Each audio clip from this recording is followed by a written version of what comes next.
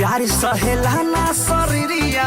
विवादित स्टार प्रमोद प्रेमी ई भाई ना सुधर सकलन। इनकरा जिम्मा खाली बाटे कि हम विवादित गाना गाई या चर्चा में रही। काहे कि पीछे दिन इनकर एगो गाना ही रहे तो खाली विवादित गाना गावत और प्रमोद प्रेमी तो हाथना बड़ सुपर स्टार होके। काहे कि इनकर मुकाबला ट्रेंडिंग स्टार खेसारी लाल यादव से करे जाला, टुनटुन लाल यादव से करे जाला। काहे कि बहुत बढ़िया कलाकार हवन प्रमोद प्रेमी यादव, बढ़िया गाना गावे।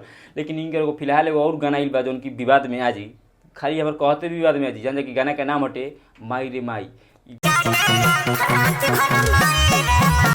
कोनो टाइटल है भाई माई रे माई कि प्रमोद प्रेमी यादव के कहाँ से गाना मिलेला, कौन कौन राइटर ऐसा लिख के इनकरा के गाना देते रहन कि समझे कि गाना विवाद में सफा जाता। पवन सिंह के इलेक्शन चला था काराकाट में, तो वो गाना पर इनकर व्यू अच्छा खासा। प्रमोद प्रेमी यादव भाई सुपर स्टार है, डुपर स्टार है। इनकर गाना जो बटे माई रे माई गाना के लिखल बड़े राहुल यादव, एक म्यूजिक डायरेक्टर पवन यादव।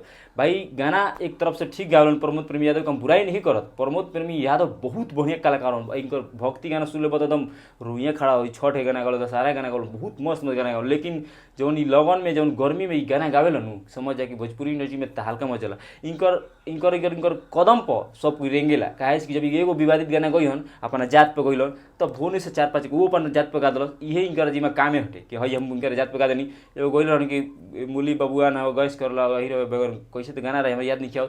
लेकिन प्रमोद प्रेमी यादव इतना बड़ा स्टार होके, इतना सुपर स्टार होके, काहे भैया तू वैसे खराब गाना गावत रह। ई गाना के टाइटल सुन के अजीब लगता माई रे माई। अब लड़कियाँ कहती हैं माई रे माई। अब गाना अच्छा गावलन प्रमोद प्रेमी यादव, तो सब बढ़िया बात बा। लेकिन इनकर गाना काहे विवाद में पड़ जाए। इनकर विवादित स्टार आदमी नाम धऽ दिल। काहे इनकर अच्छा लगेला कि चर्चा में हमरो ही हमेशा एगो स्टेज पर ऐसा हरकत कर रहन कि पूरा भोजपुरी इंडस्ट्री में इनकर बारे में थू करते रहे कि का मतलब प्रमोद प्रेमी यादव इनकर का हो गई बा। लेकिन कुछ अच्छा भी काम कैले बन तो अच्छा बतावे के चाहिए। प्रमोद प्रेमी के जो गाना बाटे सिटी म्यूजिक से एक बार जरूर सुनिए। आप ओपिनियन जरूर रखे कि गाना कैसन गइल प्रमोद प्रेमी यादव। काहे कि हमारा इनकर गाना अच्छा निकला। माई रे माई कोनो टाइटल के अर्थ नहीं बनत।